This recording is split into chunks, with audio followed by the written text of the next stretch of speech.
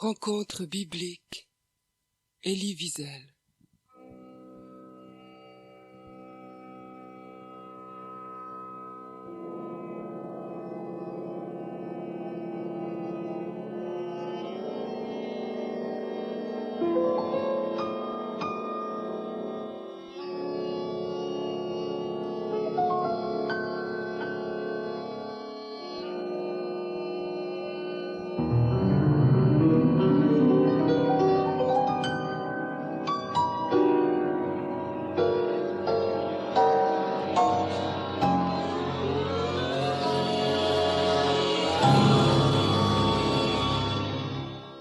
Le Seigneur se souvint de ce qu'il avait dit à Sarah, et le Seigneur accomplit pour Sarah ce qu'il avait promis. Sarah devint enceinte, et elle enfanta un fils à Abraham dans sa vieillesse, au temps fixé dont Dieu lui avait parlé. Abraham donna le nom d'Isaac au fils qui lui était né.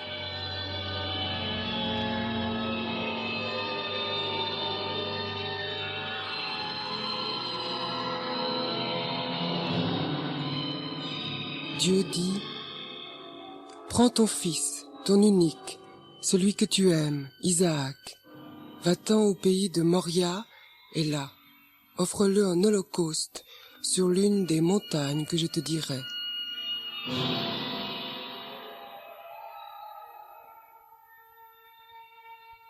Elie Wiesel, nous voici arrivés à l'histoire d'Isaac. Ce personnage d'Isaac, on le connaît toujours dans les scènes de la Bible par l'intermédiaire d'autres personnages avec qui il est confronté, mais est-ce qu'on le connaît en lui-même? Je trouve que c'est le personnage le plus émouvant de la Bible. Il est extrêmement beau, extrêmement triste et en même temps, il est généreux. Sa présence n'est pas lourde et pourtant, on la cherche. On aimerait beaucoup avoir Isaac de son côté. Pourquoi? Peut-être parce qu'il a vécu une vie tragique. Peut-être parce que c'était le personnage le plus tragique de l'histoire juive. Il a vu Dieu contre lui. Il a vu son père avec un couteau à la main, prêt à l'égorger. Il a tant vu. Et pourtant, c'était un poète. Il a réussi à composer des prières, disions-nous. Isaac a composé le service, l'office de Mincha, la prière de l'après-midi. On le voit tout le temps seul, se promenant dans le champ, rêveur. C'est quelqu'un qui se souvient et qui se tait, qui ne parle pas beaucoup. En plus, on le voit avec Rebecca, où l'histoire de son père avec Sarah lui était presque arrivée. Et qu'est-ce qu'il fait avec Rebecca? Il est en train de la faire rire, il est en train de l'amuser, il est en train de la rendre heureuse. Il arriva qu'Abimélec, roi des Philistins, regardant par la fenêtre, vit Isaac qui plaisantait avec Rebecca, sa femme. Donc Isaac, c'est quelqu'un qui donne le bonheur, qui donne la joie. Et pourtant, la tragédie d'Isaac est en lui. Il ne peut pas l'oublier. Et jamais il ne l'oubliera. Ensuite, Isaac, songeons-y, Isaac, père de Jacob et de Esav, de Ésaü, deux frères qui se haïssent, qui se combattent. Ne descends pas en Égypte, demeure dans le pays que je te dirai. Séjourne dans ce pays-ci, je serai avec toi et je te bénirai. Car je donnerai toutes ces contrées à toi et à ta postérité, et je tiendrai le serment que j'ai fait à Abraham, ton père. Oh, mais là, vous savez que Dieu a répété son alliance aux trois patriarches, Abraham et Isaac et Jacob, on l'a dit, chacun était donc chef de nation, fondateur de peuple, fondateur de nation. C'est pourquoi que Dieu lui a répété. Mais Isaac, c'est quelqu'un qui n'a jamais pris l'initiative, en fait, de sa vie.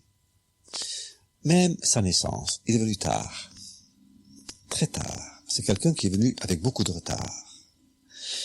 Et qu'est-ce que ses parents n'ont-ils pas dû faire pour qu'Isaac arrive au monde? Isaac n'y était pour rien, il est là.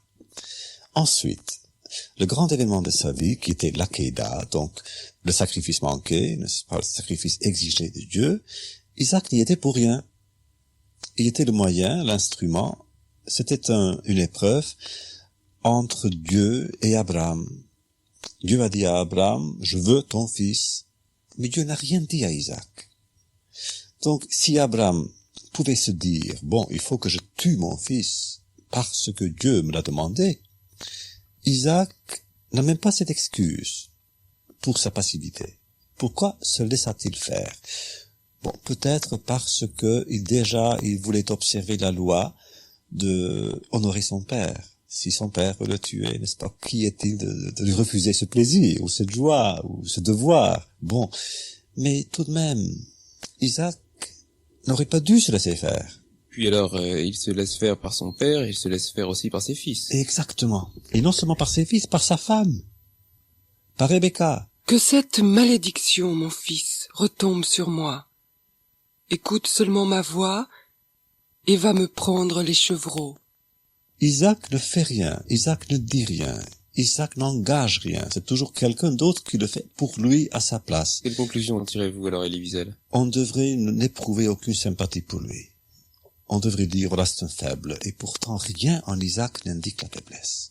Au contraire, c'est quelqu'un de très fort, il y a une puissance qui se dégage d'Isaac. Il a un goût pour son fils qui, il se fait chasseur. Isaac non, Isaac n'est jamais dans la forêt. Il est dans le champ, seul.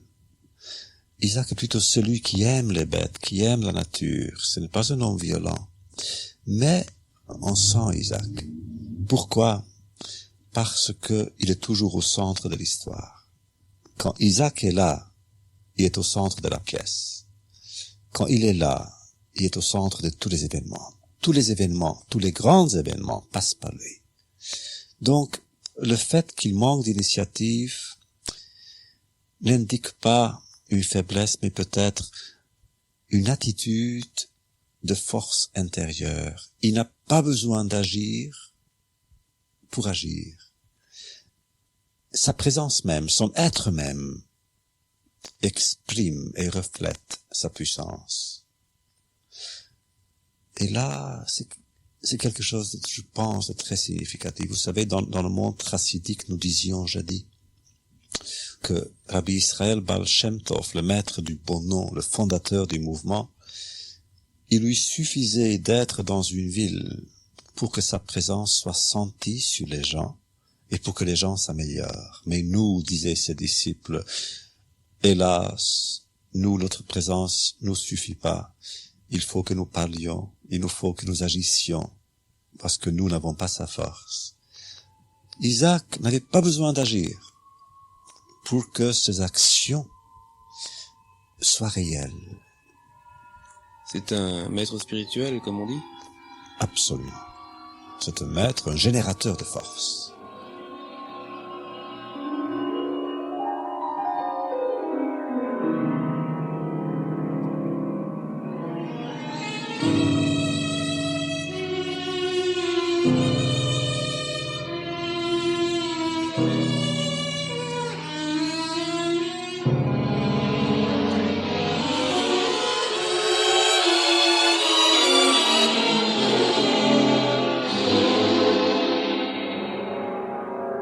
Isaac implora le Seigneur pour sa femme, car elle était stérile. Et le Seigneur l'exauça. Rebecca, sa femme, devint enceinte. Les enfants se heurtaient dans son sein, et elle dit, « S'il en est ainsi, pourquoi suis-je enceinte ?»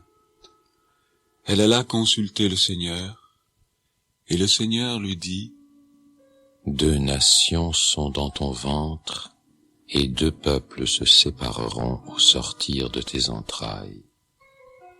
Un de ces peuples sera plus fort que l'autre, et le plus grand sera assujetti au plus petit. » Les jours où elle devait accoucher s'accomplirent. Et voici, il y avait 2 jumeaux dans son ventre. Le premier sortit entièrement roux, comme un manteau de poil, et on lui donna le nom d'Ésaü. Ensuite sortit son frère, dont la main tenait le talon d'Ésaü, et on lui donna le nom de Jacob. Isaac était âgé de 60 ans lorsqu'il naquit.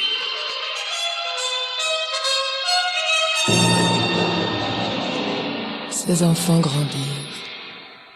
Ésaü devint un habile chasseur, un homme des champs.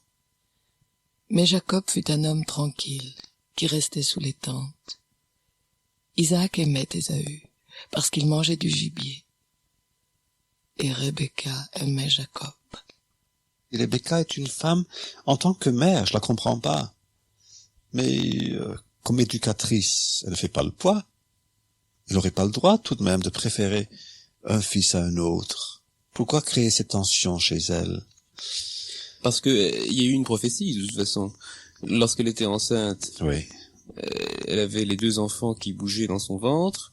Alors le Seigneur a dit, 2 nations sont dans ton sein, 2 peuples se détacheront de tes entrailles, l'un sera plus fort que l'autre, et le grand servira le petit. Alors peut-être qu'elle ne voulait dans toute cette histoire qu'obéir à... Dieu, c'est possible, mais quand même en tant que mère. Comment pouvait-elle dire « je préfère le jeune » Bon, toutes les mères ont toujours un faible, je pense, pour les jeunes, mais pas à ce point-là. Mais ici, Ésaü a un peu contribué. D'abord, il était rarement à la maison. Il est toujours à la chasse. Ensuite, il aimait la force parce qu'il était chasseur. Mais ensuite, vous vous souvenez, la phrase biblique Vayehav Yitzchak et Esav ki tzayid befiv, verivka ohevet et Yaakov. Isaac aimait Esav, Ésaü, et Rebecca aimait Jacob. Ensuite, Esav rentre du champ, il est fatigué. Esav dit à Jacob, j'aimerais manger. Jacob était en train de préparer ses lentilles. Et Esav dit, oh, je suis tellement fatigué. Donne-moi un peu. Donne-moi quelques lentilles. Et Jacob dit, d'accord, mais à condition que tu me vendes le droit d'aînesse. Quelle fourberie. Fourberie, oui. Non seulement cela, la phrase prochaine. Esav dit, bon, je vais mourir. À quoi ça me sert d'avoir des droits d'aînesse? Donc Jacob dit, dans ce cas, bien sûr, alors à plus forte raison, donne-moi ton droit d'aînesse. Ce qui fut fait, et Jacob ainsi acquit des droits qui ne lui appartenaient pas. Comme Jacob faisait cuire un potage, Ésaü revint des champs, accablé de fatigue. Et Ésaü dit à Jacob, « Laisse-moi, je te prie, manger de ce roux-là, car je suis fatigué. » Jacob dit, « Vends-moi aujourd'hui ton droit d'aînesse. » Ésaü répondit, « Voici, je m'en vais mourir. À quoi me sert ce droit d'aînesse? » Et Jacob dit, « Jure-le-moi d'abord. » Il le lui jura, et il vendit son droit d'aînesse à Jacob. Alors Jacob donna à Ésaü du pain et du potage de lentilles. Il mangea et but, puis se leva et s'en alla. C'est ainsi qu'Ésaü méprisa le droit d'aînesse. Cette phrase ici, dans la bouche d'Ésaü, « je vais mourir », devrait nous donner à réfléchir. Pourquoi est-ce qu'il pensait à cela? Moi, je pense qu'il parlait de la mort parce qu'il est tout le temps entouré de morts. Chasseur. Chasseur. Lui, il a compris la vanité de la vie. Lui qui tuait savait donc qu'on peut se faire tuer. Lui qui tuait savait donc qu'on peut mourir et qu'on meurt, et que la vie dépend de si peu. Ah bon, dans ce cas, c'est pour cela qu'il a renoncé au droit d'anti. Pas parce qu'il avait faim. Il s'est rendu compte de la vanité des choses, de la vanité de la vie. Bon, ce qui est beau, c'est philosophe, très bien. Bravo pour Ésaü. Mais pourquoi s'est-il rendu compte de cette vanité-là? C'était sa propre action qui a engendré cette pensée en lui. Mais qui lui a demandé d'aller tuer des animaux et des bêtes innocents? Donc, vous voyez que déjà, Ésaü est en train de devenir un personnage aussi ambigu que les autres. Mais j'avoue que ma sympathie au commencement va plutôt du côté d'Ésaü. D'abord, c'est une victime, victime de son frère, victime de sa mère, sauf Isaac. Isaac aime son fils, et vraiment il aime beaucoup. Et on ne comprend pas d'ailleurs cet amour. Isaac le poète, Isaac le rêveur devrait aimer Jacob et non pas Ésaü. Mais Jacob est pas absolument un rêveur. D'abord, Jacob est très sournois, lui aussi. Non. Il fait des lentilles. Il reste à la maison alors que le frère va à la chasse. Je veux bien, je suis d'accord avec vous qu'au commencement, Il est très antipathique, Jacob. Jacob est faible. Et au premier abord, dans la première phase de la vie de Jacob, je l'aime pas. Je l'aime pas. Comme vous dites, il se comporte d'une manière qui me déplaît. Jacob devient grand quand il devient Israël. Mais dans le cas d'Ésaü, il donne la mort. Il crée la mort, si on peut dire. En effet, moi, juif, donc moi, homme, aujourd'hui, et vous aussi, parce que nous sommes tous des descendants, après tout, de cette tradition-là, je dois me dire, Jacob est menteur, fourbe. Ou du moins, à cette époque de sa vie. Ésaü ne l'est pas. Mais Ésaü, c'est quoi? C'est un chasseur. Un donneur de mort. Je préfère être descendant de menteur que le descendant d'un chasseur. C'est très douloureux au fond ce choix parce que le chasseur, il y a quand même d'autres traditions qui en font justement un personnage magnifique et par rapport auquel c'est au contraire le fourbe qui est incapable de chasser de ses propres mains qui est le personnage dévalorisé. Parce que vous préférez descendre d'un menteur que d'un homme qui donne la mort. Il y a des gens qui préféreraient descendre d'un chef, un chef de guerre, ouais. C'est ça. Et puis même si ce chef de guerre est innocent au point de se laisser tromper par des pièges qu'il n'a pas pu concevoir, parce que justement il ne pense même pas à ça. Donc il est victime. C'est un peu ce que dit Nietzsche. Oui, je l'ai dit aussi, je vous dis. Et ça, t'es victime. Mais pas si innocent que ça, parce que, je vous dis, c'est quelqu'un qui tue. Donc je peux pas être entièrement du côté de quelqu'un qui tue.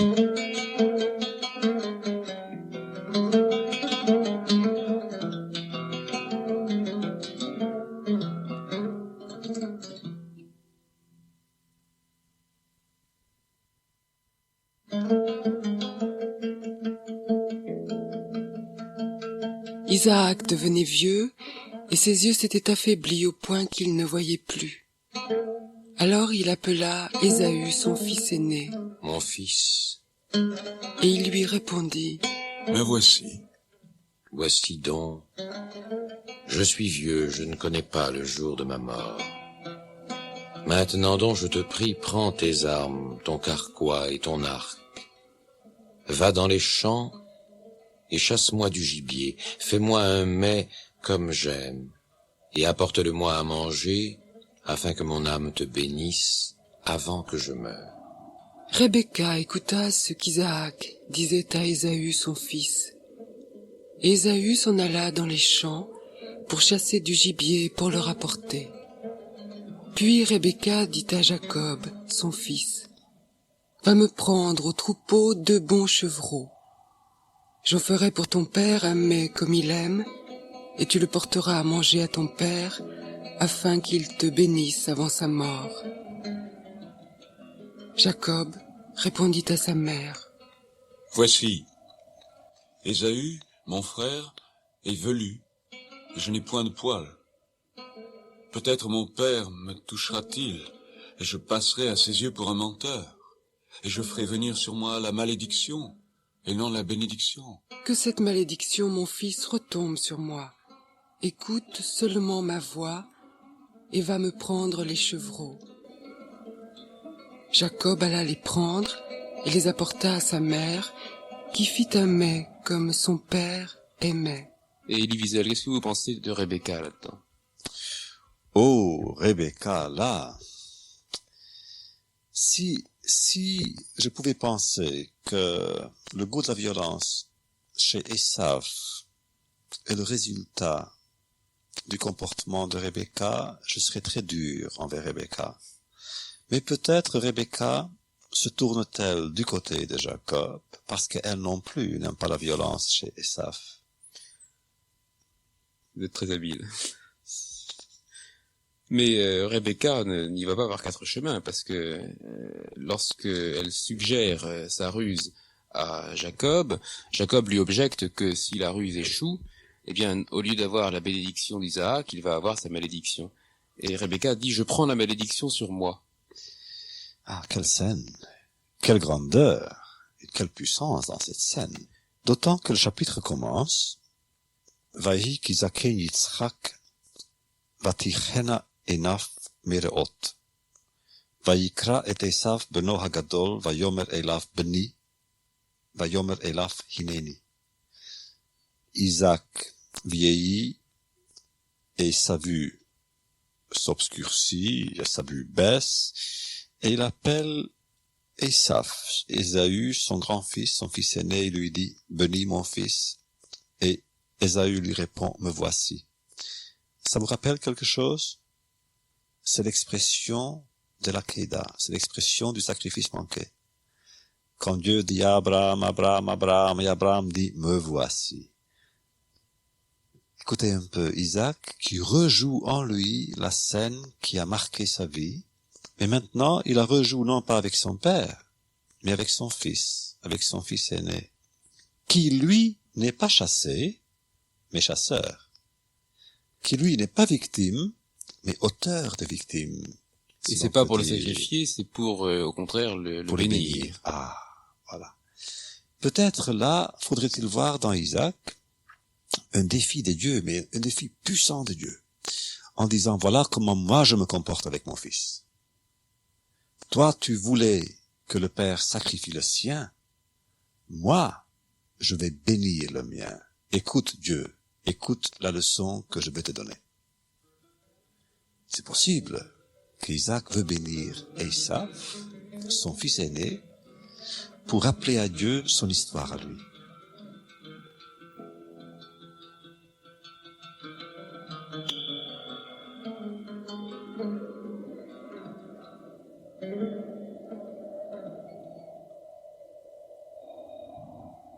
Mais justement, Elie Wiesel, c'est au milieu de ce noble projet qu'intervient l'entreprise de Rebecca. Et oui, là, Rebecca agit. Elle Qu'est-ce qu'elle veut? Qu'est-ce qu'elle veut, Rebecca? Isaac ne sait pas que, au sens absolu, Esav n'est plus l'aîné. Que c'est maintenant Jacob qui est l'aîné. Donc on peut dire, n'est-ce pas, pour la défense de Rebecca, que comme elle sait la vérité, elle essaie même d'empêcher Isaac de commettre l'irréparable. Elle essaie d'empêcher Isaac de donner la bénédiction à Esav qui ne le mérite plus. Malgré tout, bien sûr, je pourrais défendre Rebecca, mais en vérité, je suis d'accord avec vous. Il y a quelque chose dans Rebecca ici qui me gêne aussi. C'est une femme qui a vu clair. La seule chose que je pourrais dire en sa défense, c'est que Rebecca a su que pour le destin du peuple juif, pour l'histoire du peuple juif, il vaut mieux d'avoir Jacob comme fondateur des nations plutôt que Esav, plutôt que son frère chasseur et amateur de violence, amateur de chasse, amateur de mort. Ensuite Rebecca prit les vêtements d'Ésaü, son fils aîné, les plus beaux qui se trouvaient à la maison, et elle les fit mettre à Jacob, son fils cadet. Elle couvrit ses mains de la peau des chevreaux et son cou qui était sans poil, et elle plaça dans la main de Jacob, son fils, le mets et le pain qu'elle avait préparé. Il vint vers son père. Mon père, Me voici, qui es-tu, mon fils? je suis Ésaü, ton fils aîné. J'ai fait ce que tu m'as dit. Lève-toi, je te prie. Assieds-toi et mange de mon gibier, afin que ton âme me bénisse. Isaac dit à son fils, Et quoi, tu en as déjà trouvé, mon fils? et Jacob répondit. C'est que le Seigneur l'a fait venir devant moi. Isaac dit à Jacob, Approche donc et que je te touche, mon fils, pour savoir si tu es mon fils Ésaü ou non. Jacob s'approcha d'Isaac son père, qui le toucha et dit. La voix est la voix de Jacob, mais les mains sont les mains d'Ésaü. Il ne le reconnut pas, parce que ses mains étaient velues, comme les mains d'Ésaü son frère, et il le bénit. C'est toi qui es mon fils Ésaü. C'est moi. Sers-moi et que je mange du gibier de mon fils, afin que mon âme te bénisse. Jacob le servit, et il mangea. Il lui apporta aussi du vin, et il but. Approche donc et embrasse-moi, mon fils. Jacob s'approcha et le baisa. Isaac sentit l'odeur de ses vêtements. Écoutez, vous vous souvenez de la scène quand Isaac l'a trompé et Isaac l'aveugle donne la bénédiction à Jacob et non pas à Ésav. Et quelle bénédiction! Que Dieu te donne de la rosée du ciel et de la graisse de la terre, du blé et du vin en abondance, que des peuples te soient soumis et que des nations se prosternent devant toi. Sois le maître de tes frères et que les fils de ta mère se prosternent devant toi. Maudit soit quiconque te maudira et béni soit quiconque te bénira. Plus tard, Ésaü qui revient, et il se présente devant son père pour recevoir sa bénédiction. Et Isaac lui dit, qui es-tu? Et il dit, je suis ton fils aîné, Ésav, Ésaü. Vayechrat Yitzchak charata gedola at meot, dit la Bible. Et Isaac trembla, il fut saisi d'un très grand tremblement. Or, dans la Bible, n'est-ce pas, où le langage est toujours austère, il est toujours bref, incisif. Ce très grand, ça frappe. Ça arrive très rarement d'avoir ce très grand, ça détonne. Isaac fut saisi d'une violente émotion, et il dit, Qui est donc celui qui a chassé du gibier et me l'a apporté? J'ai mangé de tout avant que tu vinsses, et je l'ai béni. Isaac s'est rendu compte qu'il a été trompé, une fois de plus, par sa femme et par son fils, et lui qui aimait Ésav s'est rendu compte qu'il était impuissant. Donc Isaac était impuissant en tant que fils, il ne pouvait pas empêcher son père de vouloir le tuer, et le voilà impuissant devant son fils à lui. Donc il était saisi d'un tremblement. Et lorsque il raconte l'histoire, il raconte la vérité à son fils aîné, Kishmoa Esav et livré à vif, lorsque Ésaü entendit les paroles de son père, Vayitzak tseaka gedola umara admeot, il poussa un cri, un hurlement, une fois de plus, admeot, un très grand hurlement. Je vous dis, dans la Bible, c'est rare d'avoir ce style surchargé. Au contraire, le style est tellement dépouillé, il est pur. Ça veut dire une grimace subite. Terrible, pour montrer que vraiment, cette fois-ci, ça dépassait toutes les mesures. Lorsqu'Ésaü entendit les paroles de son père, il poussa de forts cris pleins d'amertume, et il dit à son père, Bénis-moi aussi, mon père.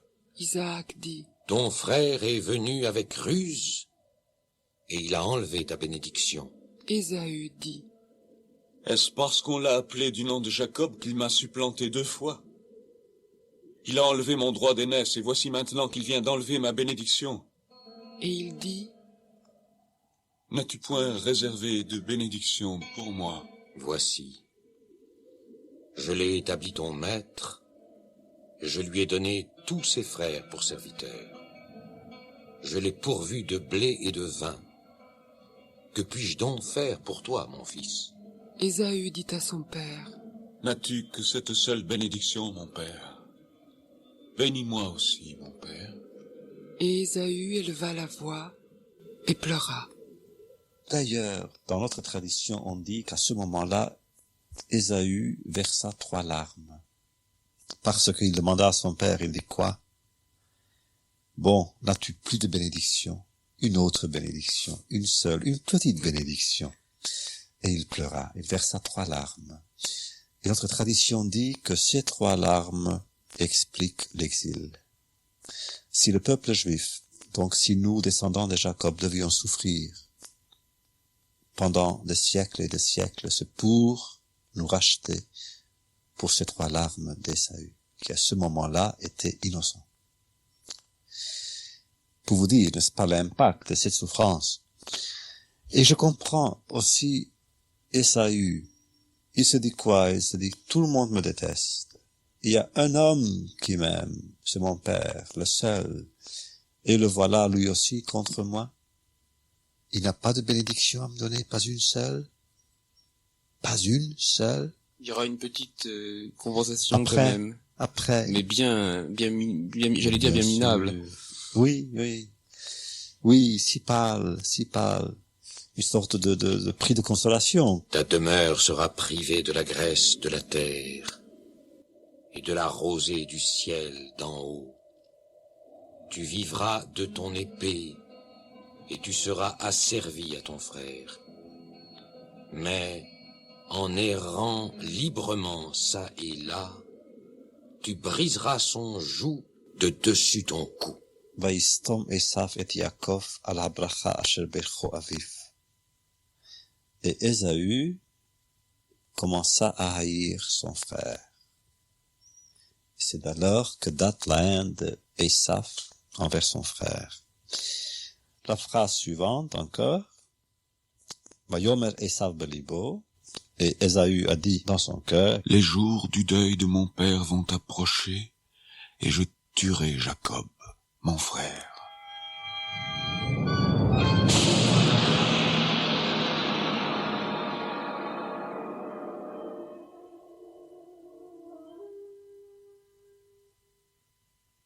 Même affligé comme il l'était, Ésaü aimait tellement son père qu'il aimait lui-même tellement qu'il ne voulut pas lui faire de la peine. Pour se venger de Jacob, il attendit que son père fût mort. Les jours d'Isaac furent de 180 ans. Il expira et mourut, et il fut recueilli auprès de son peuple, âgé et rassasié de jours. c'est très significatif, c'est très beau d'ailleurs. Le texte nous dit qu'il est mort, apaisé, vieux, ou Sevayamim, qui veut dire saturé d'années, qui pour moi signifie peut-être autre chose aussi, car cette expression on la retrouve chez Job, nous y reviendrons plus tard. Comme Job, Isaac a tout de même trouvé que c'était trop. On l'a traduit généralement par rassasié d'années, comme s'il était comblé. Ça veut peut-être dire qu'il en a trop connu. Oui, moi je pense aussi qu'il y a une lueur d'ironie là-dedans, qu'il en a eu assez. Isaac reste pour nous le grand héros, le grand poète, le grand rêveur. Il peut tout demander à Dieu, et Dieu lui donne tout ce qu'il lui demande. Parce qu'il a souffert, non. La souffrance, disons-nous, dans la tradition juive, ne confère aucun privilège. Tout dépend de ce que l'on fait de la souffrance. Isaac a su la transformer en prière et en amour, plutôt qu'en rancune et en malédiction. C'est cela qui lui confère des droits et des pouvoirs que nul autre ne possède. Sa récompense, le temple de Jérusalem, sera bâti non sur le Sinaï, mais sur le Moria, le mont où Isaac a connu Dieu et son père, et deviné la vérité qui les unit l'un à l'autre à tout jamais.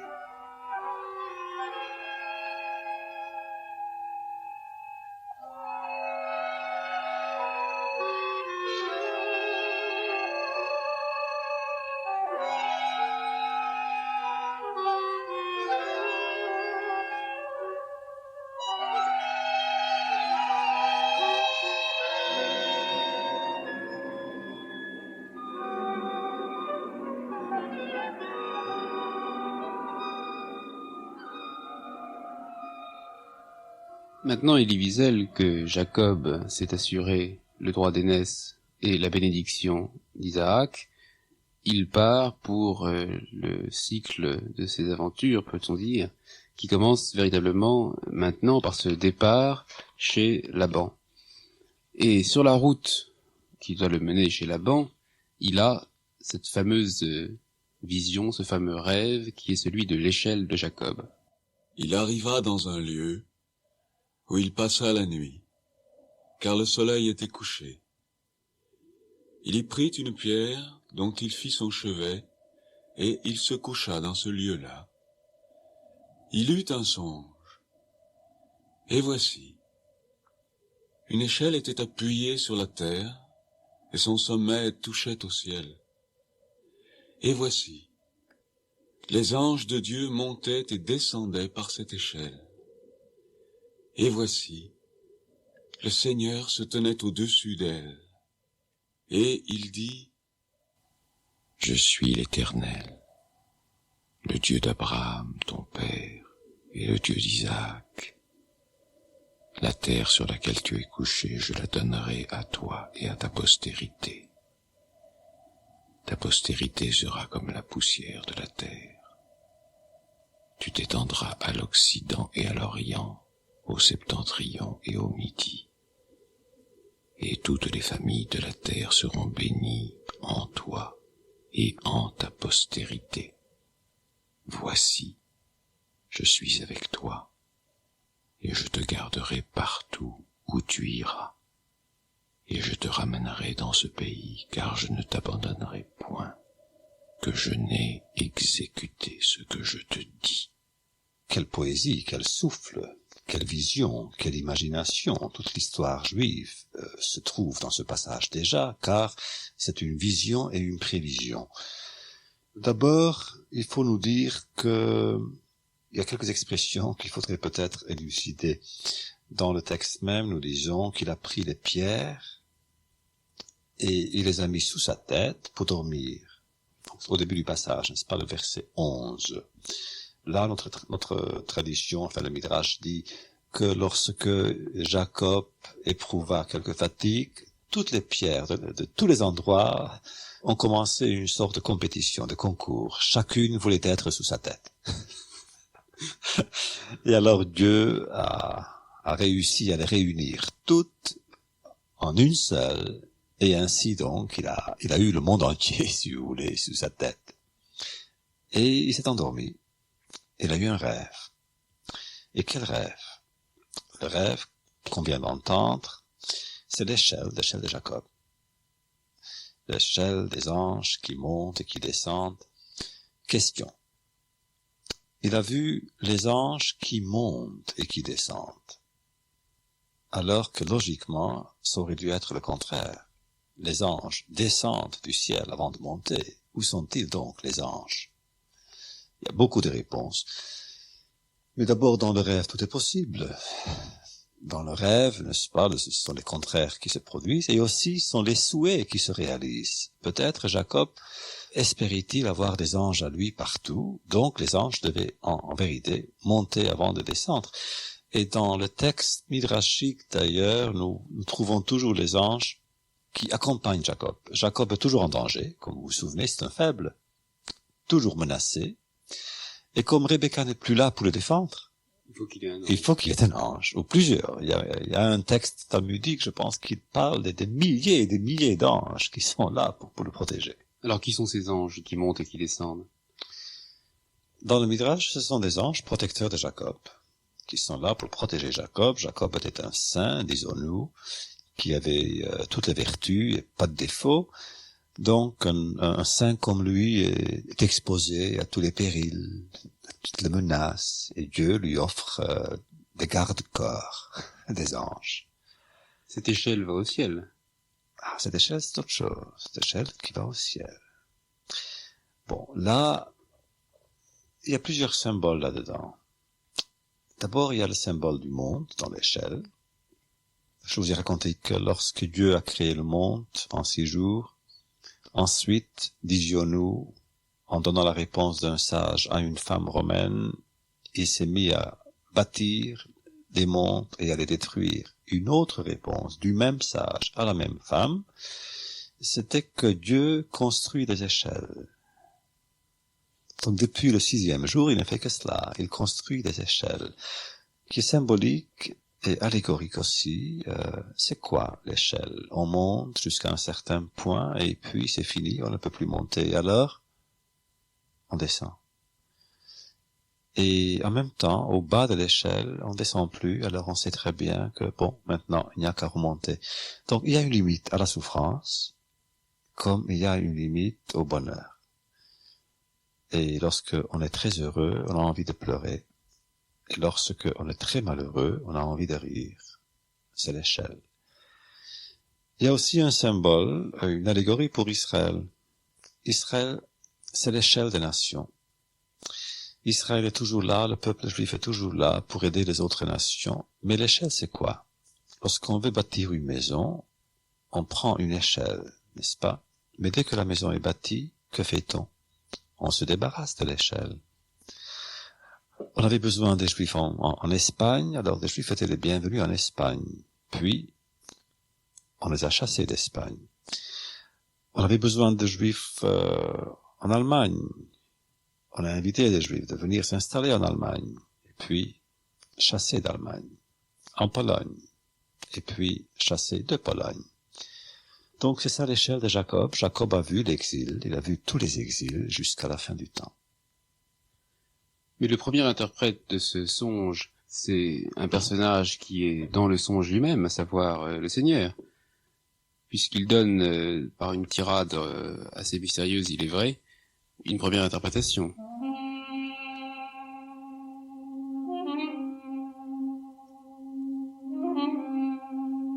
Je suis le Seigneur, le Dieu d'Abraham, ton père, et le Dieu d'Isaac. La terre sur laquelle tu es couché, je la donnerai à toi et à ta postérité.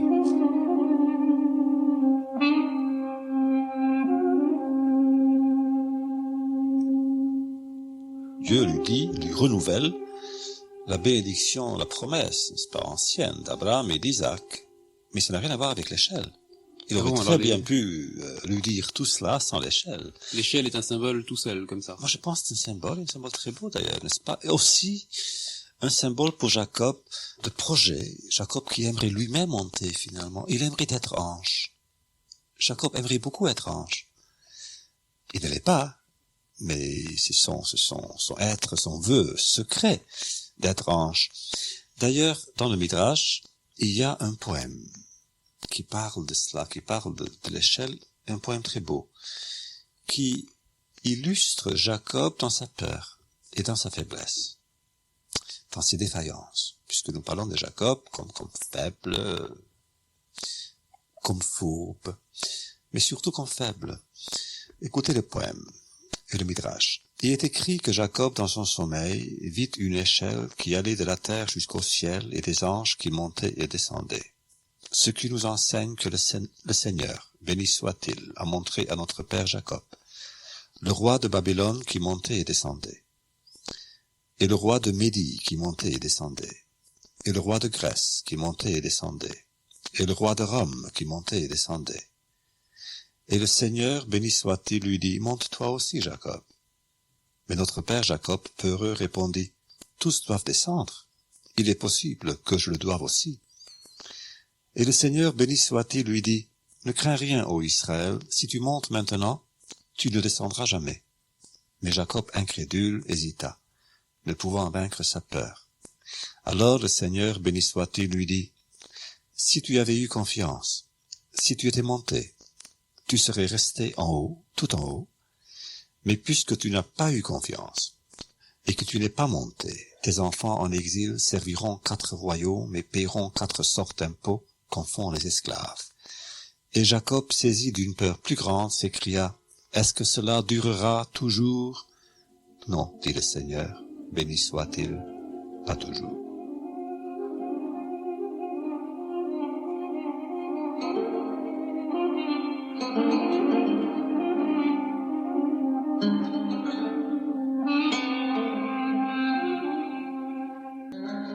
Dans la tradition même, Jacob n'a pas bonne presse. Au commencement, pas à cette phase, pas maintenant, pas encore. Il y a d'ailleurs une autre source, qui est aussi très belle, une source midrashique qui dit, cette nuit-là, lorsque les anges montèrent au ciel, ils y trouvèrent l'image de Jacob illuminée de splendeur. Elle leur semblait familière. Alors tous se précipitèrent en bas pour admirer l'original, et ils furent déçus. À leur vif chagrin, ils trouvèrent Jacob, le vrai, endormi. Et alors nous nous disons, mais tout de même, là-haut dans l'univers des songes, vrais et fiévreux, Jacob était un héros, un prince, qu'il est marqué de sa flamme, mais dans sa vie d'ici, ce n'était qu'un vieil homme fatigué, qui voulait seulement dormir. Et je pense que dans le texte même, vous rendez compte, dans le texte même, il le dit, il agit comme ça. Vayikat Yaakov Mishnato, il se réveille. Et il dit, en effet, Dieu est ici, et moi je ne savais pas. Moi je ne savais pas. Que pensait-il donc? Qui était sans Dieu, que Dieu n'était pas partout? Alors, pris de frayeur de sa propre pensée, il dit, ah, qu'il est terrible donc, cet endroit où je me trouve. C'est donc que c'est un endroit du ciel désigné par Dieu, la porte du ciel. Il était arrivé par mégarde à la porte du ciel. Moi je pense même autre chose, je pense que c'était plus facile pour lui de penser que c'est ici la porte du ciel, que de penser que lui ne savait pas, qu'il était sans Dieu, qu'il pouvait se promener dans le monde, n'est-ce pas, sans Dieu.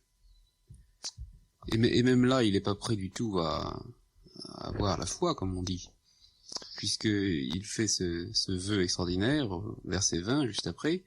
Si Dieu est avec moi et me garde dans le voyage que je poursuis, s'il me donne du pain à manger et des habits à revêtir, si je reviens sain et sauf à la maison de mon père, n'oublions pas qu'il a toujours peur de ne pas pouvoir revenir à cause d'Ésaü qui le guette, alors le Seigneur deviendra mon Dieu, mais pas autrement. Oui, il pose ses conditions, Jacob. Et non seulement cela, mais regardez un peu ce qu'il demande. Que demande-t-il? Jacob, à cet instant-là, tout de même, se trouvant devant la porte du ciel, pourrait demander un peu de paix pour le monde, un peu de bonheur pour son peuple, un grand avenir ensoleillé pour ses descendants, mais pas du tout. Il dit, ah, j'aimerais que tu me protèges. Si tu me protèges, et si tu me donnes, quoi? Du pain à manger et des vêtements pour me vêtir. Et si je rentre sain et sauf chez moi, ah, ça ne suffit pas quand même. Il ne pense qu'à lui-même, Jacob. Bon, il est vrai que notre destin dépend du sien. Pour que notre destin s'accomplisse, Jacob doit rentrer sain et sauf chez lui. Tout de même.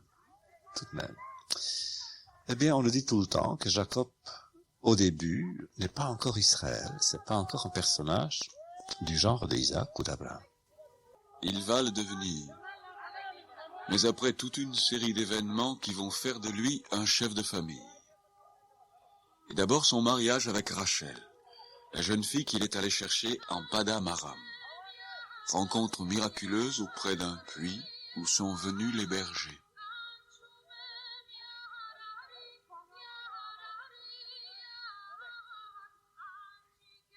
Comme il leur parlait encore, survint Rachel avec le troupeau de son père, car elle était bergère.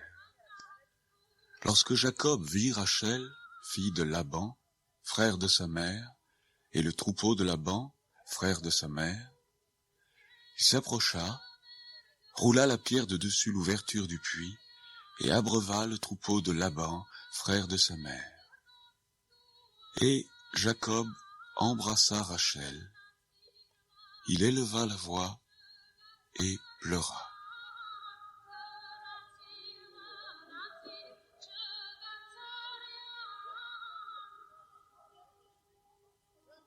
Dès qu'il la voit, il embrasse. Et dès qu'il se rend compte de ce qu'il a fait, il éclate en pleurs. Un vrai collégien, timide, intimidé, qui ne sait rien. Pourquoi est-ce qu'il pleure? Il y a une belle interprétation, enfin, vous savez, avec plein d'humour. C'est rare chez nous l'humour, mais tout de même celle-ci est belle.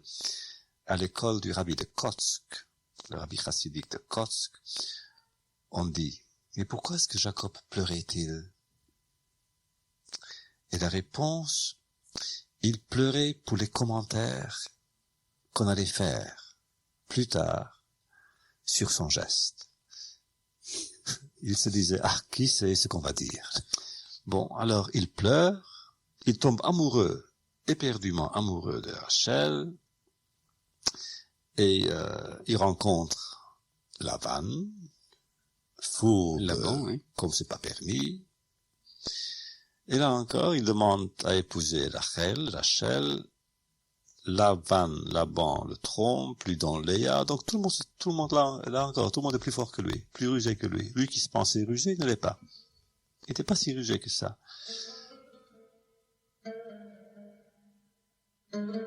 Jacob demeura 1 mois chez Laban.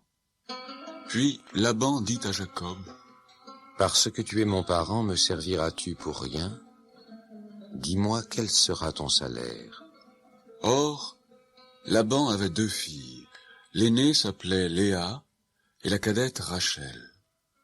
Léa avait les yeux délicats, mais Rachel était belle de taille et belle de figure. Jacob aimait Rachel, et il dit, « Je te servirai 7 ans pour Rachel, ta fille cadette. » Et Laban dit, « J'aime mieux te la donner que de la donner à un autre homme. Reste chez moi. » Ainsi Jacob servit 7 années pour Rachel, et elles furent à ses yeux comme quelques jours, parce qu'il l'aimait. Ensuite Jacob dit à Laban, « Donne-moi ma femme, car mon temps est accompli, et j'irai vers elle. » Laban réunit tous les gens du lieu et fit un festin. Le soir, il prit Léa, sa fille, et l'amena vers Jacob qui s'approcha d'elle. Le lendemain matin, voilà que c'était Léa. Alors, Jacob dit à Laban, « Qu'est-ce que tu m'as fait? N'est-ce pas pour Rachel que j'ai servi chez toi? Pourquoi m'as-tu trompé? » Laban dit, « Ce n'est point la coutume dans ce lieu de donner la cadette avant l'aînée. Achève la semaine avec celle-ci, et nous te donnerons aussi l'autre, pour le service que tu feras encore chez moi pendant 7 nouvelles années. »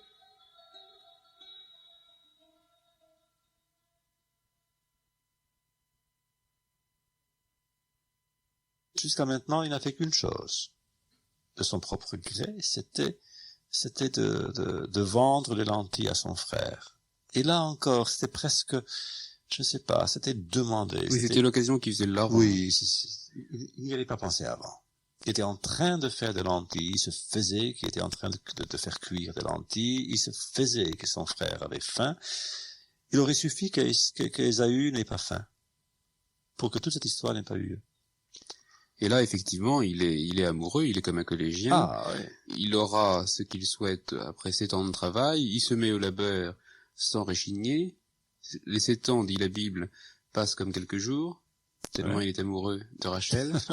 Et voilà que ce fourbe de Laban, au lieu de lui donner Rachel, lui donne la sœur aînée qu'il faut caser avant. Non, mais c'est pas seulement ça. Oui. La description de Rachel, vous savez que la Bible s'arrête là-dessus tout de même, qu'on parle de la description physique de Rachel. Que Léa, que les yeux de Léa étaient doux, fatigués, tandis que Rachel était très belle. Et on répète cela, très belle, d'une apparence belle. Quelle expression dans la Bible? Yefat Toar ve'yifat mare. C'est quoi en français? Verset 17. Léa avait le regard tendre, et Rachel était belle à voir et à regarder. Ah, cette traduction, en hébreu, il faut écouter l'hébreu, n'est-ce pas? On dirait que la Bible s'extasie devant la beauté de Rachel. Et on répète que Jacob aimait Rachel. Et il a dit, bon, je te servirai 7 ans pour Rachel, ta petite fille Rachel. Et plus tard, on revient là-dessus en disant que les 7 ans qu'on vous dit, n'est-ce pas, se sont écoulés très vite parce qu'il aimait Rachel. C'était un vrai collégien. Il n'y avait que Rachel qui existait. Et même quand il a eu Léa comme femme à la place de Rachel, bon, il est d'accord, encore 7 ans, ça passera vite. Et en effet, il a eu 7 ans de plus. Ah oui, mais il a eu Rachel avant les 7 ans. Il lui a fallu seulement attendre les 7 jours de la noce avec Léa. Et ensuite, il a eu son salaire d'avance. Mais même ici, on revient sur l'expression « il aima ». Alors, il est venu chez Rachel, il a connu Rachel, et il aima Rachel plus que Léa. Donc l'amour de Jacob dominait sa vie. Ensuite, chose très importante, c'est la série des enfants de Jacob. La série des enfants, mais là encore, Jacob est faible. Nous savons que ce sont les femmes qui décidaient entre elles avec qui il passerait la nuit. Ruben sortit au temps de la moisson des blés et trouva des mandragores dans les champs. Il les apporta à Léa, sa mère. Alors Rachel dit à Léa, « Donne-moi, je te prie, des mandragores de ton fils. » Elle lui répondit, « Est-ce peu que tu aies pris mon mari pour que tu prennes aussi les mandragores de mon fils ?» Et Rachel dit, « Eh bien, il couchera avec toi cette nuit pour les mandragores de ton fils. » Le soir, comme Jacob revenait des champs, Léa sortit à sa rencontre et dit, « C'est vers moi que tu viendras, car je t'ai acheté pour les mandragores de mon fils. » Et il coucha avec elle cette nuit. Bien sûr, dans les autres traditions, les grands héros, sont des héros puissants. Non, chez nous, ils sont humains. C'est humain d'avoir un patriarche comme Jacob, qui est faible, qui se laisse faire, qui se laisse avoir. Bon. Mais il y a une chance, une deuxième chance. Dans la tragédie grecque, l'homme n'a qu'une seule chance, et c'est fini. Dès qu'il est perdu, il est perdu à jamais. Chez nous, on peut se remettre debout, on peut recommencer, et c'est alors que la grandeur humaine s'épanouit. Et Jacob aussi, il est faible au début, il n'est pas tout à fait honnête au début, peut-être, et à un certain moment, il devient très grand, extrêmement grand, il devient digne de son nom et du nôtre, digne d'Israël, qu'il est et qu'il sera.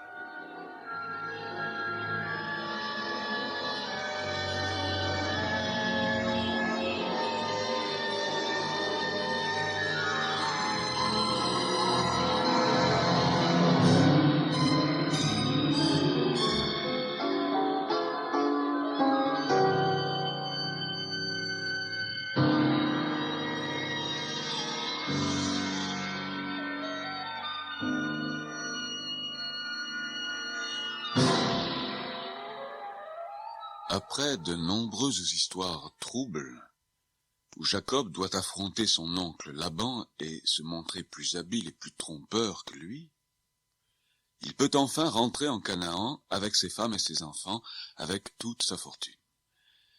Maintenant, il est en passe de devenir Israël. Mais il lui reste à surmonter l'épreuve cruciale. Cette épreuve, c'est la lutte avec l'ange. C'est une nuit, pas comme les autres. Laban le poursuit, Ésaü l'attend pour le lendemain. Il est pris entre un beau-père qui le déteste, entre un frère qui le haït, et il est seul.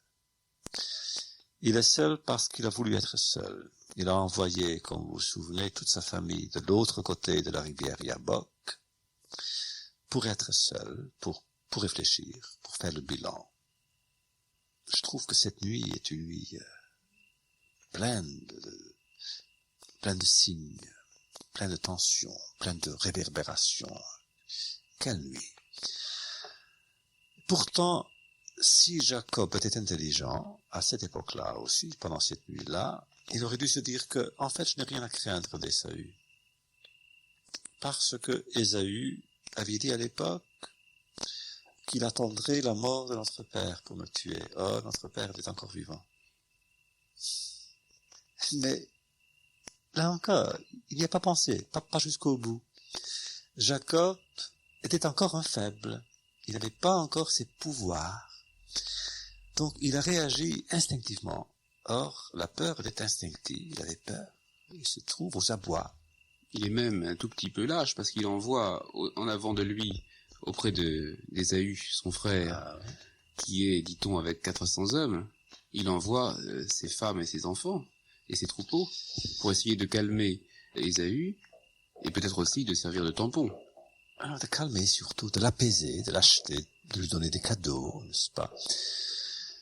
Dans notre tradition, nous disons qu'à cette époque-là, Jacob a essayé de se servir des 3 moyens qui sont censés aider l'homme en état de crise par la prière, par les cadeaux et par la guerre. Donc aussi, il se préparait à la guerre. Et dans le texte, verset 8, Vayira Yaakov me'ot, vayetzer lo, Yaakov prit peur. Le commentaire de Rachid dit que sa peur était double.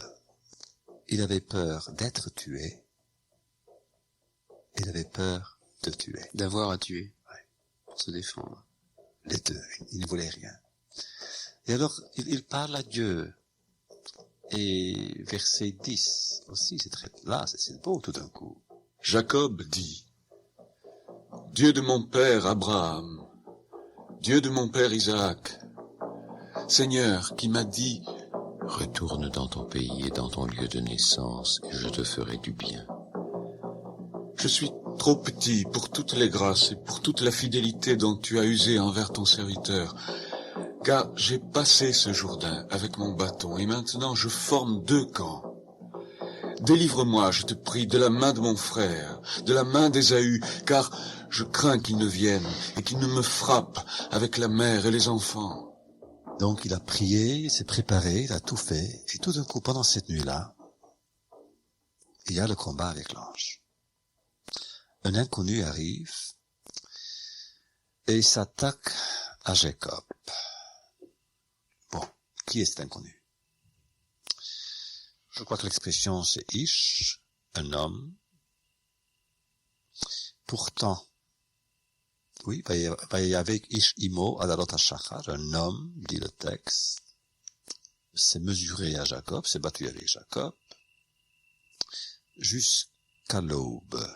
Il se leva la même nuit, prit ses 2 femmes, ses 2 servantes et ses 11 enfants, et passa le gué de Yabok.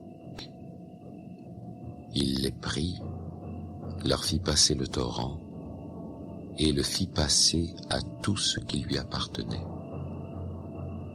Jacob demeura seul.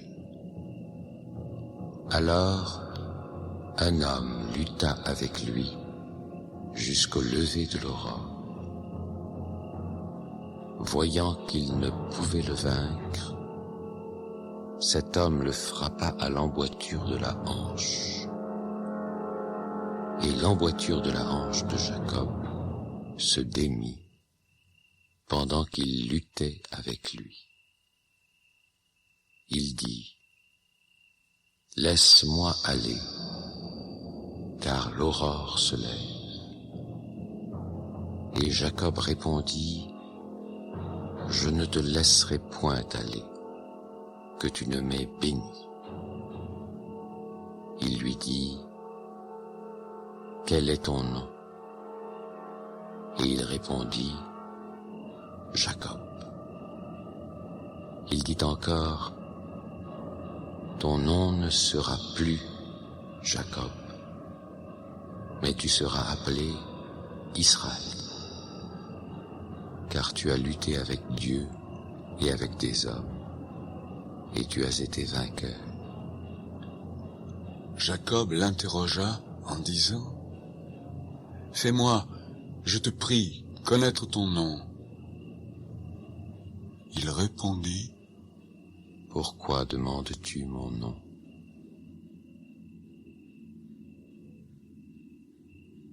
Dans la tradition, nous pensons plutôt que c'était un ange, mais Jacob pense que c'était Dieu. Et c'est bizarre comme scène. Ils se battent sans se parler. On dirait des personnages absurdes, des personnages dans une pièce de Beckett ou de Ionesco, surtout Beckett. Ils se parlent sans se parler. Ils se détestent au point de vouloir abattre l'un l'autre. Ils roulent dans la poussière. Oui, non, mais presque le tuer, pourquoi pas? C'est possible. Et on ne sait pas pourquoi. Et personne ne dit mot. Et finalement, l'ange blesse Jacob. Et dès que Jacob est blessé, c'est lui qui est le dessus. Tout d'un coup, il dit à Jacob, je t'en prie, renvoie-moi, car l'aube se lève Et Jacob, qui devrait être content de se débarrasser de cet assaillant, dit pas du tout, je veux pas te libérer, je veux pas te renvoyer, sauf si tu me bénis. Autrement dit, c'était pas l'ange qui s'était battu contre Jacob, c'est Jacob qui voulait pas le laisser partir. Oui, c'est Jacob qui l'a retenu. Et tout ça, c'est très bizarre, c'est très curieux. Et l'ange lui dit, quel est ton nom? Et lui, il dit, Jacob. Et l'ange dit, non, tu t'appelleras plus Jacob, mais Israël, car tu t'es battu avec Dieu, avec des hommes, et tu les as vaincus, tu es sorti vainqueur. Et alors Jacob demande, quel est ton nom? Dans Israël, il y a l'idée donc d'une force. Ah oui, absolument. Étymologiquement. Tu t'es battu? Ah oui. Le texte, le mot veut dire, en effet, Israël veut dire, tu t'es battu avec Dieu, et tu as vaincu. C'est là, c'est dans le texte. Tu t'es battu avec Dieu. Jacob l'interrogea en disant, « Fais-moi, je te prie, connaître ton nom. » Il répondit, « Pourquoi demandes-tu mon nom? » Or, cette nuit de Péniel, car il appelait l'endroit Péniel, l'endroit où j'ai vu Dieu face à face, dit-il, cette nuit-là, Jacob a changé. Il y a une métamorphose totale. Remarquez que Jacob lutte. Lui qui jusqu'à maintenant a toujours pris la fuite, maintenant tout d'un coup, quand il est seul, sans allié, sans personne pour le protéger, sans ange, il lutte. Plus que ça, c'est lui qui provoque la lutte. L'ange veut partir, il le retient. C'est lui, tout d'un coup, qui, au lieu de se débarrasser de son assaillant, dit pas du tout, tu restes, et c'est lui qui pose des conditions, c'est lui qui exige, c'est lui qui réclame. Jacob n'est plus Jacob. C'est un autre. C'est Israël. Il a une personnalité double, donc il est en train de vivre maintenant son destin enrichi, son destin éternel d'Israël. Pour qu'il vive son destin, il fallait qu'il n'ait plus d'anges. Il fallait que ce ne soit plus des anges qui montent l'échelle, mais lui-même. Oui, Jacob est redevenu lui-même, et en redevenant lui-même, oui, il est redevenu Israël. Mais Elie Wiesel, il y a donc une signification colossale, enfin, à cette aventure de la lutte de Jacob avec l'ange. C'est une lutte de l'homme avec Dieu. C'est-à-dire que tout ce que nous avons vu jusqu'à présent et que nous verrons encore plus loin peut-être dans la Bible, à savoir que l'homme et Dieu se regardent comme deux géants face à face et ils se défient, au deux sens du mot défier, ils se lancent des défis et puis ils se défient l'un de l'autre. Eh bien, là au moins, ce n'est même plus à lire entre les lignes, c'est vraiment ce qu'affirme la Bible, il y a une lutte.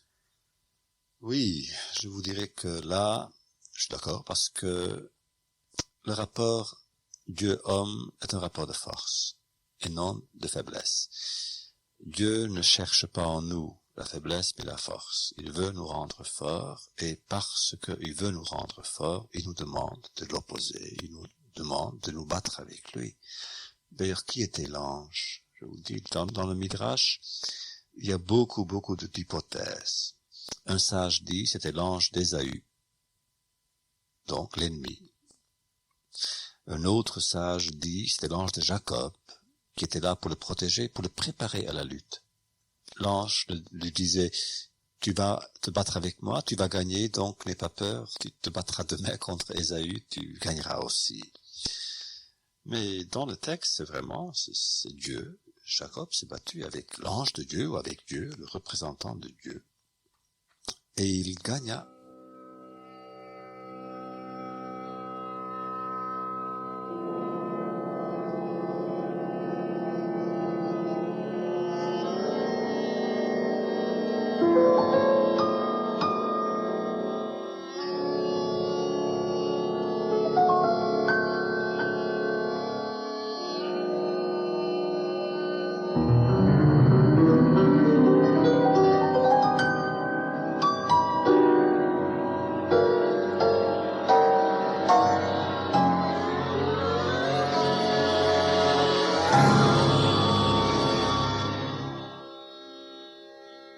Wiesel, vous savez que cette histoire a été abondamment commentée, précisément à la mesure même de son obscurité. Et je voudrais vous raconter une interprétation que vous ne connaissez peut-être pas, et qui est toute récente, c'est celle de Maurice Clavel, mais enfin, ça aurait pu être quelqu'un d'autre, qui voit dans cette lutte de Jacob avec l'ange une explication, ou en tout cas un symbole qui nous permettrait de comprendre la modernité par rapport au problème de la religion. Vous savez que Michel Foucault a découpé comme ça l'époque moderne, enfin, en autant de sursauts de l'humain pour chasser Dieu, c'est-à-dire pour établir l'humanisme. Eh bien, justement, Clavel reprend à son compte cette division absolument athée, évidemment, de Foucault, pour dire que effectivement, entre la Renaissance et l'époque moderne en Occident, on a des ruptures qui sont autant de pas faits en avant par l'humanisme, et qui ressemblent un peu à cette lutte de l'ange avec Jacob, et Jacob prend peu à peu le dessus. Et pour l'instant, nous en sommes à une phase où l'homme a le dessus et où l'ange fait une esquive, mais ce n'est peut-être qu'une dernière esquive avant qu'il réapparaisse. Il y a une différence. Il y a une différence que chez nous, c'est tout de même Dieu qui a le dernier mot, et Dieu dit après, eh bien, c'est moi qui l'ai voulu. Tu as gagné, mais moi j'ai voulu que tu gagnes.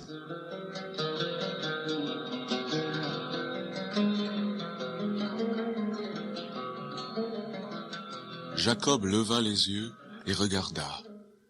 Et voici, Ésaü arrivait avec 400 hommes. Il répartit les enfants entre Léa, Rachel et les 2 servantes. Il plaça en tête les servantes avec leurs enfants, puis Léa avec ses enfants, et enfin Rachel avec Joseph. Lui-même passa devant eux, et il se prosterna en terre 7 fois, jusqu'à ce qu'il fût près de son frère. Ésaü courut à sa rencontre. Il l'embrassa, se jeta à son cou, lui donna un baiser, et ils pleurèrent.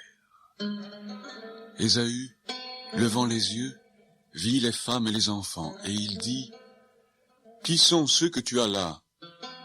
Et Jacob répondit, « Ce sont les enfants que Dieu a accordés à ton serviteur. » Les servantes s'approchèrent, elles et leurs enfants, et se prosternèrent. Léa et ses enfants s'approchèrent aussi et se prosternèrent.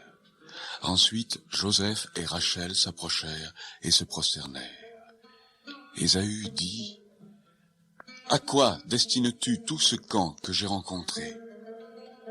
Et Jacob répondit, « À trouver grâce aux yeux de mon Seigneur. » Ésaü dit, « Je suis dans l'abondance, mon frère. Garde ce qui est à toi. » Et Jacob répondit, « Non, je te prie, si j'ai trouvé grâce à tes yeux, accepte de ma main mon présent. Car c'est pour cela que j'ai regardé ta face comme on regarde la face de Dieu, et tu m'as accueilli favorablement. Accepte donc mon présent qui t'a été offert, puisque Dieu m'a comblé de grâce, et que je ne manque de rien. » Il insista auprès de lui, et Ésaü accepta.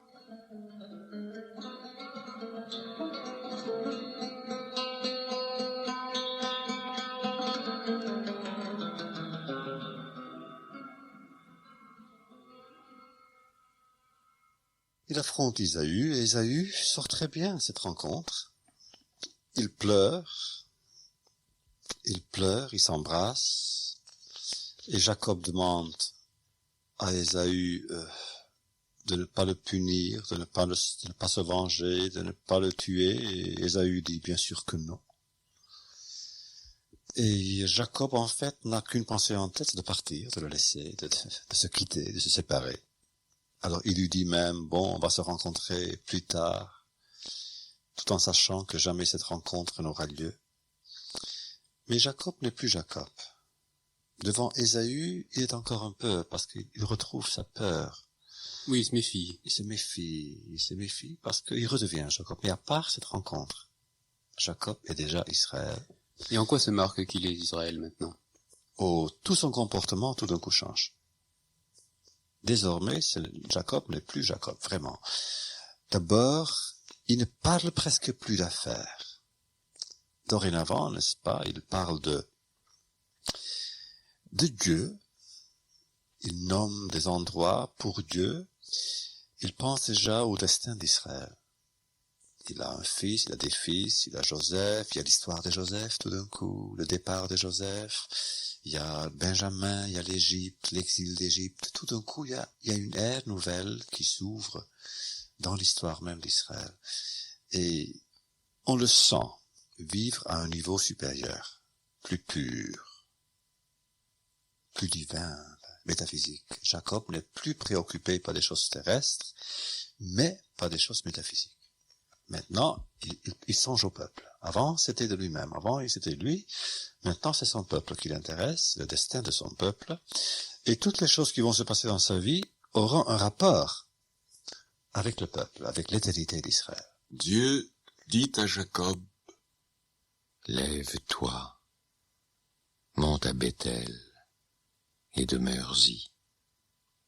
Là tu dresseras un autel au Dieu qui t'apparut lorsque tu fuyais Ésaü, ton frère. Jacob dit à sa maison et à tous ceux qui étaient avec lui, ôtez les dieux étrangers qui sont au milieu de vous, purifiez-vous et changez de vêtements. Nous nous lèverons et nous monterons à Bethel. Là, je dresserai un autel au Dieu qui m'a exaucé dans le jour de ma détresse et qui a été avec moi pendant le voyage que j'ai fait.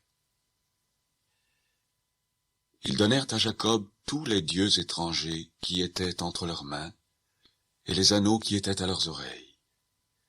Jacob les enfouit sous le térébinthe qui est près de Sichem. Ensuite, ils partirent. La terreur de Dieu se répandit sur les villes qui les entouraient, et l'on ne poursuivit point les fils de Jacob. Jacob arriva, lui et tous ceux qui étaient avec lui, à Luz, qui est Bethel, dans le pays de Canaan. Il bâtit là un autel, et il appela ce lieu El-Bethel. Jacob, maintenant, si vous voulez, opère avec des catégories absolues de l'histoire. Il n'est plus un homme relatif, il n'est plus un homme imparfait. Maintenant, c'est l'Éternel, c'est la continuité d'Israël qui l'intéresse. Il est monté en haut de l'échelle. Oui, mais il n'est pas ange. Maintenant, il a compris que être ange, c'est plus le but de l'homme. Le but de l'homme, c'est d'être homme. Il a accepté. Alors, bien sûr, il y aura des problèmes encore avec ses fils, avec l'Égypte. Il y aura des problèmes avec la famine. Mais le ton a changé. Maintenant, nous sommes dans la vraie histoire, alors qu'avant, c'était un peu la petite histoire. Vous verrez, n'est-ce pas, il y a Bethel, il y a Shrem. Même quand Shimon et Lévi, les deux frères, se sont vengés, ils ont vengé l'honneur de leur sœur, n'est-ce pas, qui a été violée par le prince de Shrem.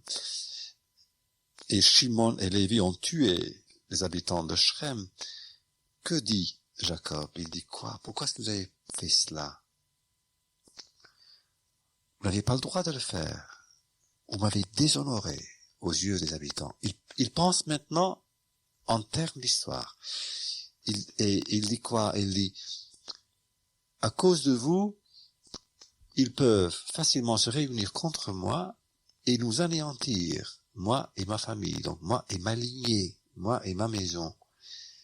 Ce n'est plus lui maintenant qui l'intéresse, mais la lignée, l'éternité d'Israël. Et à partir de maintenant, même les rêves changent. Quand Dieu lui parle, il lui parle, n'est-ce pas, dans le chapitre 35, verset 11. Et Dieu lui dit, verset 10 d'abord, Dieu lui dit, tu ne seras plus Jacob, mais Israël. Oui, c'est une seconde, une seconde fois. Et il appelle là Israël. Et Dieu lui donne sa bénédiction. Et Jacob qui établit des autels. Vous verrez ce qui se passe.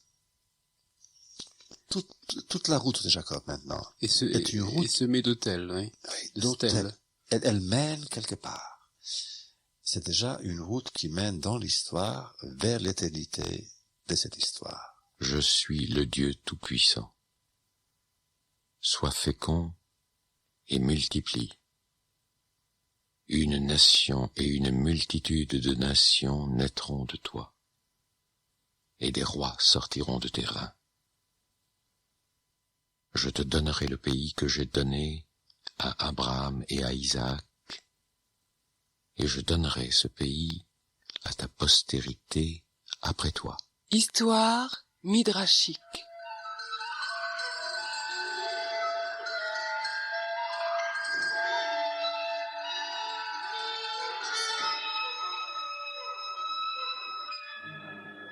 Au terme du combat, l'ange implore Jacob de le renvoyer, dit le Midrash, et Jacob refuse, comme nous nous souvenons, à moins qu'il ne le bénisse. Je ne peux pas, dit l'ange, je n'ai pas le temps. L'aube se lève et je dois m'en aller. Tu as peur de l'aube, dit Jacob. Pourquoi? Serais-tu un voleur ou un joueur nocturne? Non, répond l'ange, mais on m'attend au ciel pour chanter la gloire de l'Éternel. Tu as des amis là-haut, dit Jacob. Qu'ils chantent eux. Ils chanteront aujourd'hui sans moi, dit l'ange. Mais cela veut dire que je ne chanterai plus jamais avec eux. Demain, ils me diront, pourquoi n'es-tu pas venu hier? Tu n'es plus des nôtres.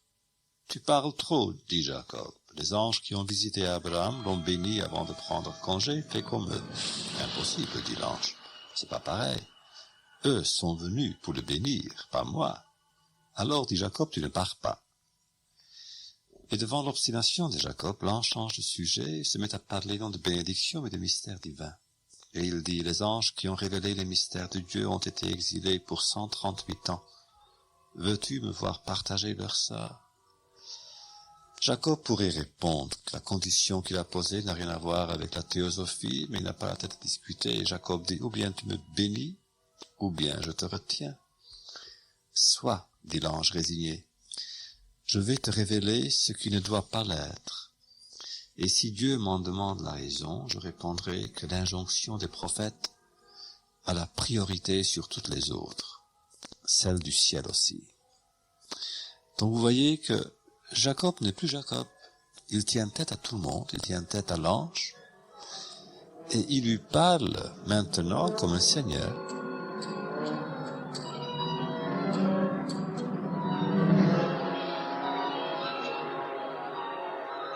Les fils de Jacob étaient au nombre de 12. Fils de Léa, Ruben, premier-né de Jacob, Siméon, Lévi, Juda, Issachar et Zabulon. Fils de Rachel, Joseph et Benjamin. Fils de Bila, servante de Rachel, Dan et Nephtali. Fils de Zilpa, servante de Léa, Gad et Asser.